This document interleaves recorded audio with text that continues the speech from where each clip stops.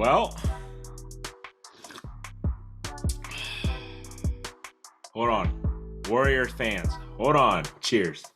You got a drink. Oh, yeah.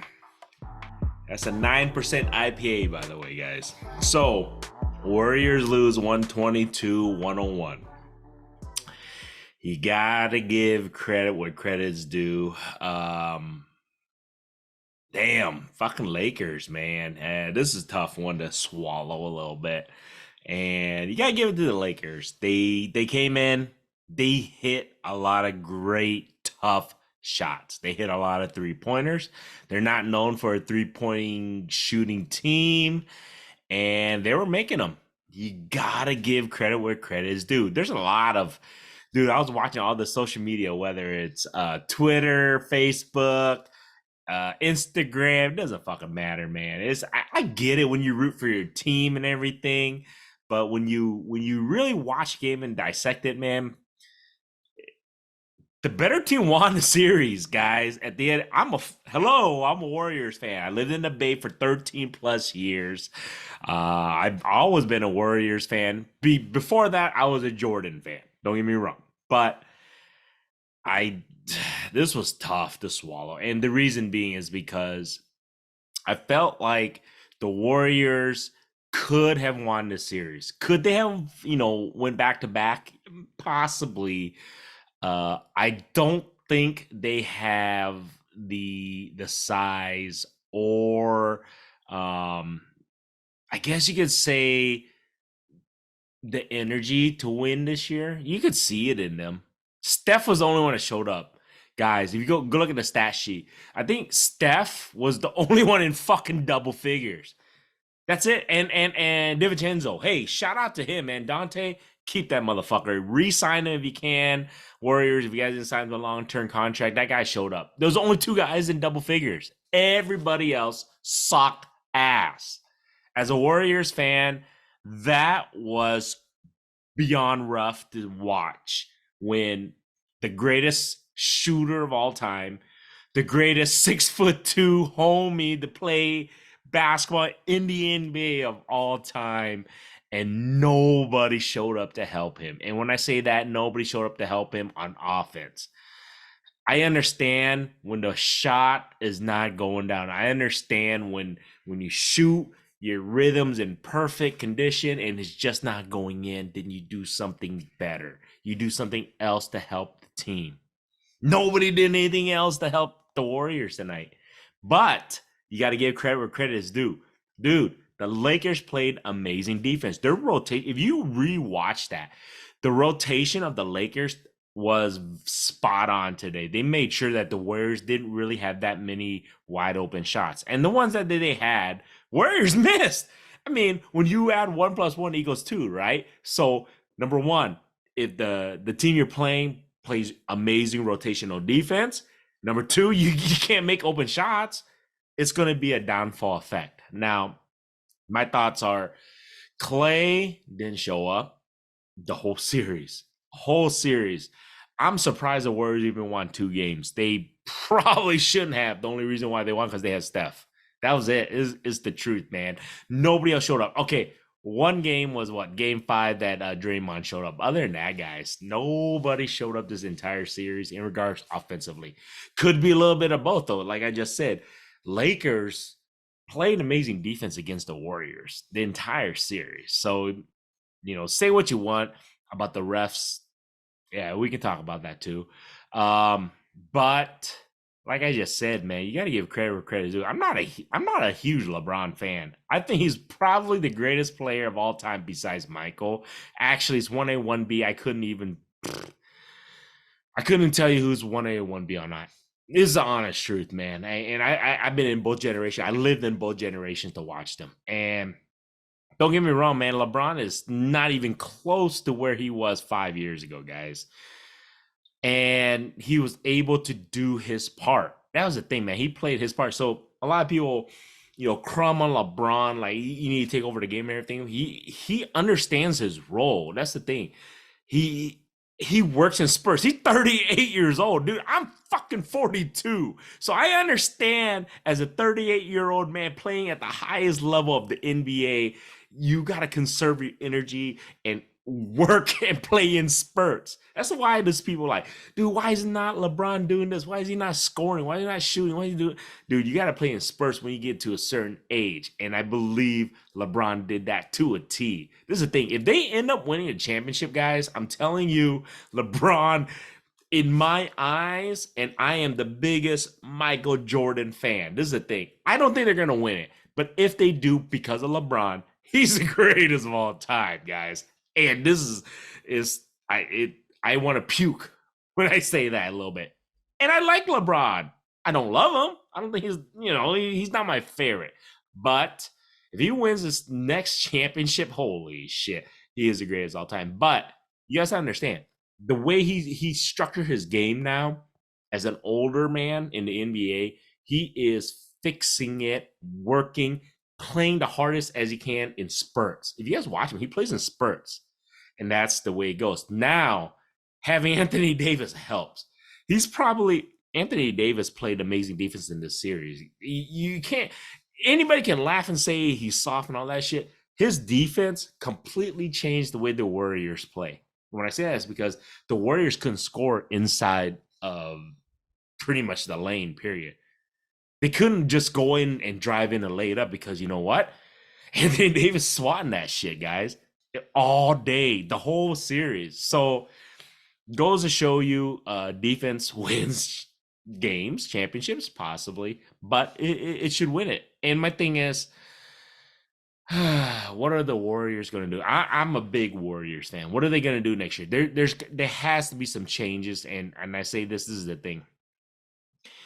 So does Draymond, Steph, Clay stay together? I don't know. If I was a manager, GM, or if I was the owner doesn't have any say. It's going to be the general managers. What do they decide what they're going to do? This is the thing. I love Clay. I think he's one of the greatest shooters of all time. I think he's top 5 shooters of all time. I say top 5 because there's a lot of great shooters in the world.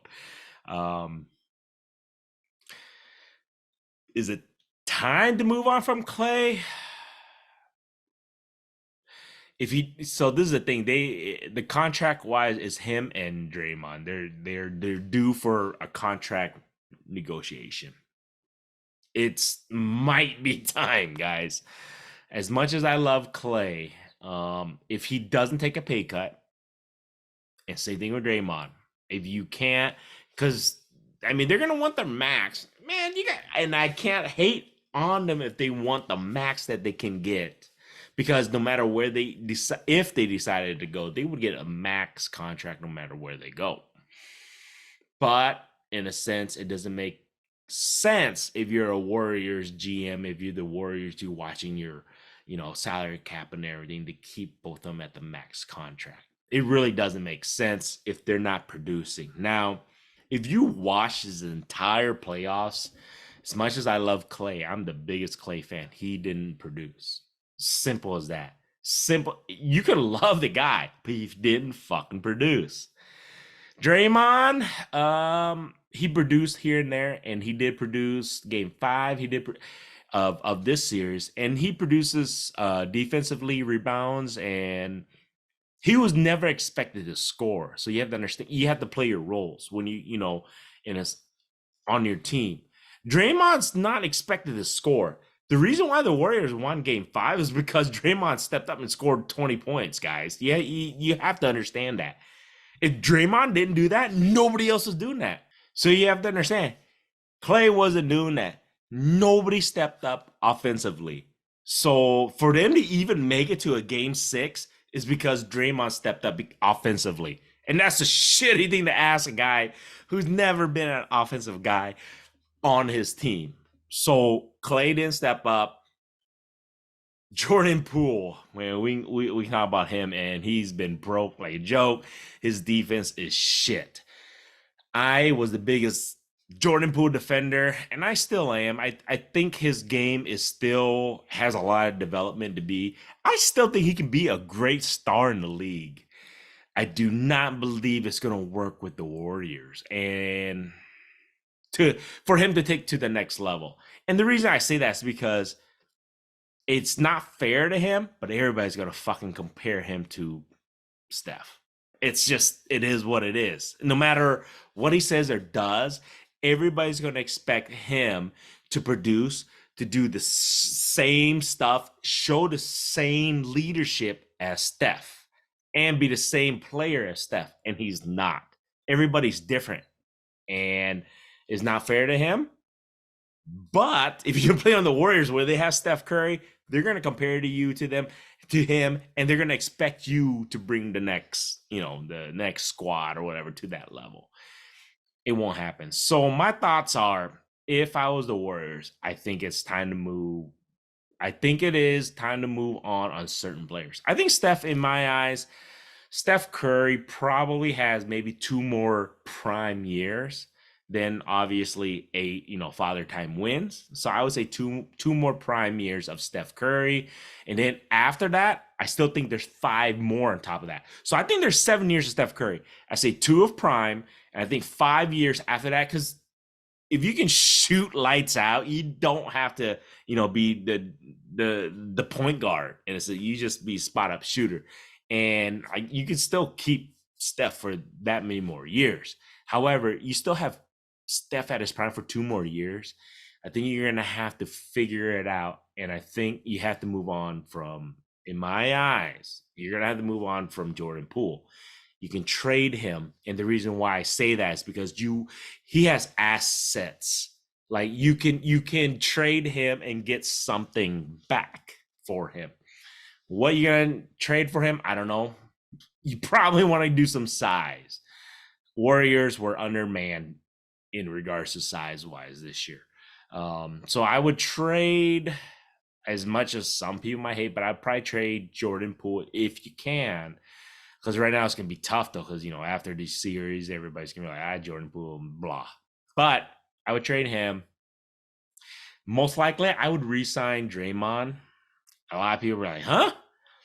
I would try and re-sign Draymond because I feel like his defense is kind of priceless, guys. You guys have to understand, he's a 6'8", 6'9" guy, 260, 70-pound guy, and he plays amazing defense, rebounds, and he knows the ins and out of the offensive scheme. You can't replace that. I would try to re-sign him for the lowest amount of money if you can, but we'll see what happens there. And then I would say, as much as I love Clay, he's going to have to take a cut if he wants to get re-signed with the Warriors, because he did not produce. It's just as simple as that. It's like any job, any career you take, if you don't produce, your boss writes you up or puts you on notice or something like that. It doesn't even matter. Sales, data, production doesn't fucking matter if you don't produce. The same as you don't keep your job. So Clay didn't, as much as I love him, so that he's going to have to either take a big pay cut so they can go get somebody who can help produce, or he's going to have to move on, and the Warriors going to have to get somebody else who can produce for him. So that's my thoughts. Could be wrong, could be right. I think it's time to move on from Clay, or he has to take a massive pay cut, re-sign Draymond, and move Jordan Poole. I think you're going to have to. Now, this is my other thoughts. I think the Warriors did themselves a disjustice by not playing Kuminga a little bit more. I really think Jonathan Kuminga could have brought a little bit more energy, more life, more youth. I think that was the biggest issue with Steve Kerr, that, whether he trusted him or not. You can't fucking trust a guy until you put him in there. You don't know what he's going to do. And I felt like they didn't trust him. I get that. He's young. But you got to put him in there. You don't know what he's going to do, type of thing. So we'll see. Will the Warriors resign? Who they're going to resign? That's going to matter. But I think they should move on for Jordan Poole. I don't think he is good for the team, especially if you're going to keep Steph, which we think I would. If you're going to keep Steph and this core unit around, I think you have to move on from a guy that you expected and he didn't produce. That's just my thought. Same as that. And then to the Lakers, man, you gotta, like I just said, you gotta give credit where credit's due. They're very veteran. Fuck, they're old. They're old, man. I'm old, man. They're old, and they can ball with the youngins, and they can still ball. You gotta give credit where credit is due. Fuck, man. I'm a big Warriors fan, but amazing accomplishment by what LeBron has doing, what he's doing, and what he has done, and Anthony Davis. We'll see how they do against Denver. This is going to be a great series. So my prediction, I think it's going to be 6 games, 6 games, Denver. And the reason being is Joker is that damn good, guys. Nikola Jokic is that damn good. I think Joker is that damn. I texted my in-laws. You can ask them. I texted them. I go, I think the Nuggets going to take this, and it's going to be game 6. Simple as that. If it gets to that point, I think Joker is that good. So, but LeBron could prove me wrong. We shall see. Other than that, man, to the Warriors, you guys did very well trying to defend the championship, trying to go back to back. You did not, but hopefully you guys regroup, and we shall see how you guys do next year. But other than that, man, it was a great year run. I'll still watch the rest of the NBA.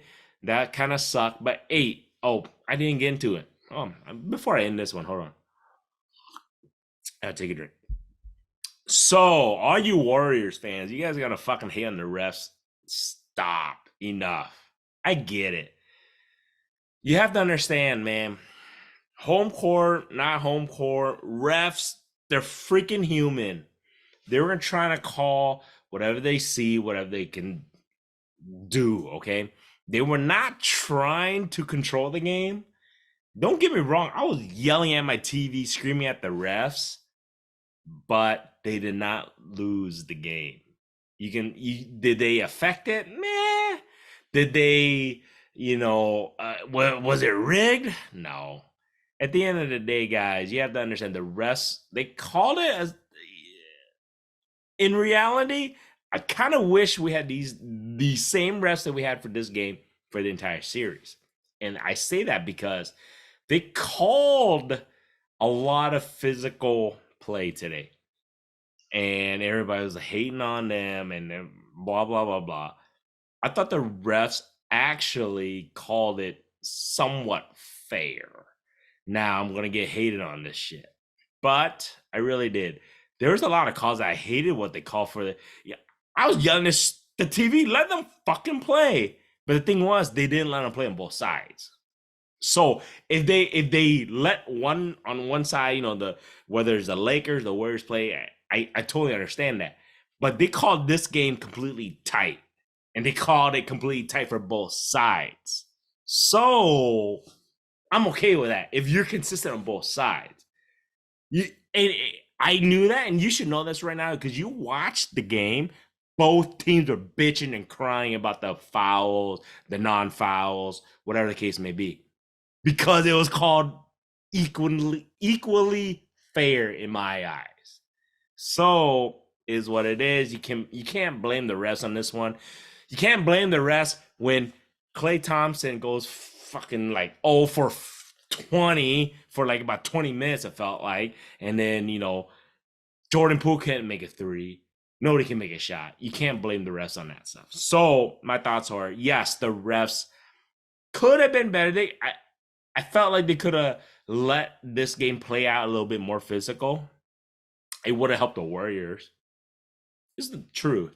If they let them play physically today, it would have helped the Warriors. But they called it tight, and I felt like they called it tight on both sides. You can go look at it again. They really did. They called it tight on both sides.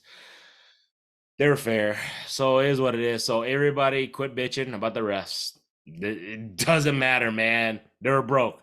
Warriors are broke. They couldn't shoot worse shit, which sucks as a Warriors fans.